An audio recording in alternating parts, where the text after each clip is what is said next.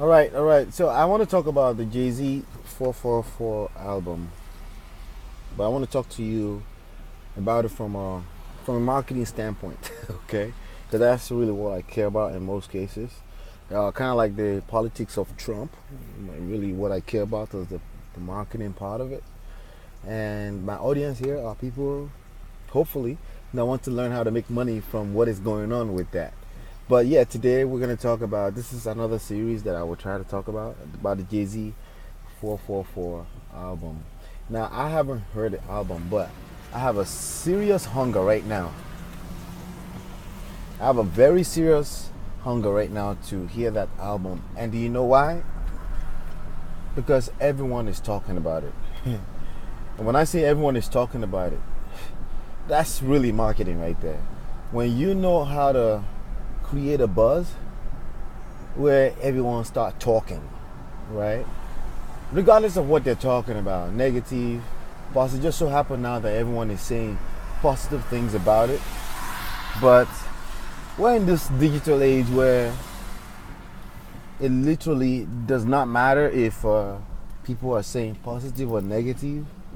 It kind of matters for those of us that still care about that we still care about. Let me wind up so we can make sure that we preserve the sound a little bit. For those of us that still care about our name, right? Kind of matters. You don't want a bad name out there. But if you have a product, right, and you're trying to put a product out there, and the more people talk about it, the more money it's going to make, the more productive it's going to be, bottom line, okay? So, and forget all of that. Forget money for a second. I have a serious, unrealistic hunger right now to listen to this album. And I'm not even the biggest hip-hop head. Like, I'm never really the biggest hip-hop head in the room. I do respect Jay-Z as a businessman.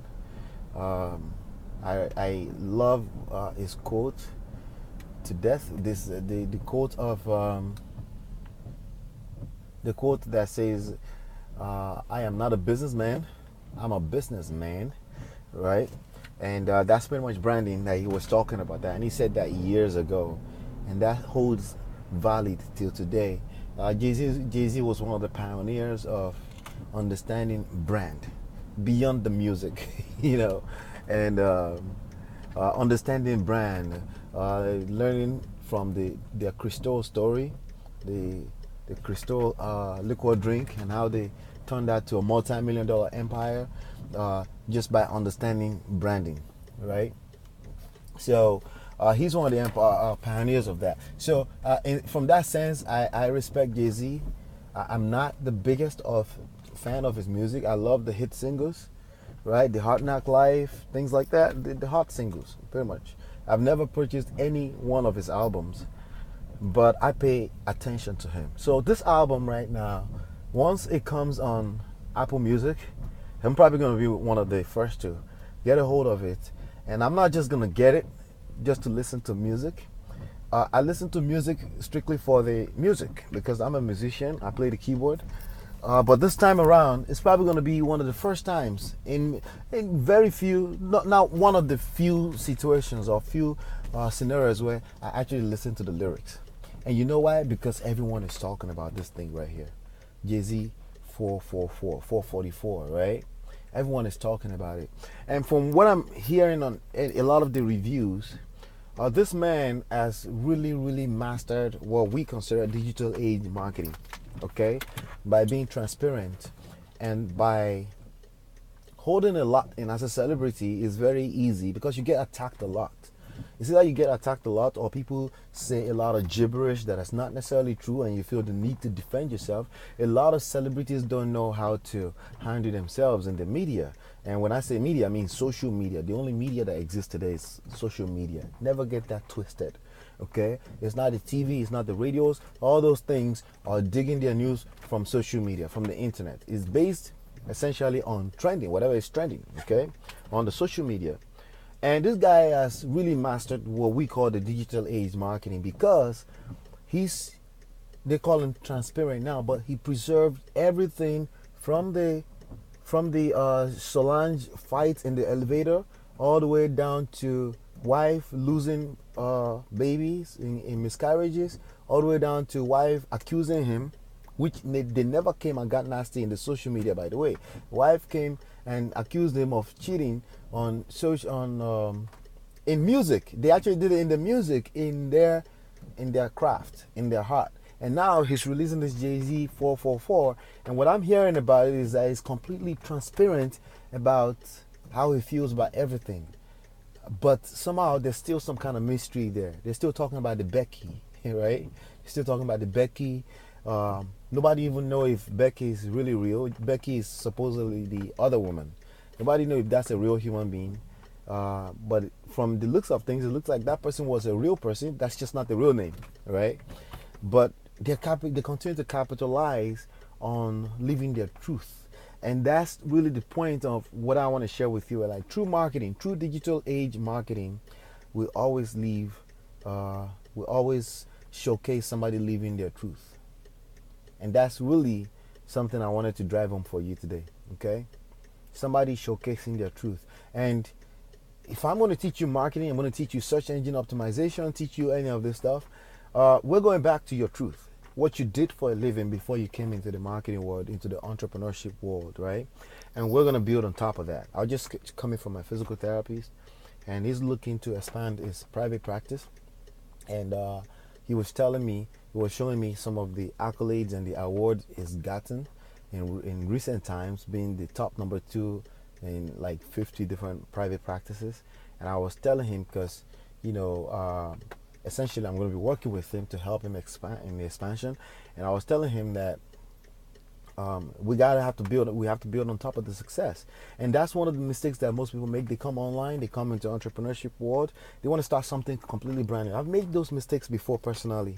They want to start something completely brand new instead of building on top of their story, their true story, building on top. Because your true story, negative or bad, mistakes, all of that stuff is success stories. That's one of the things that people don't understand.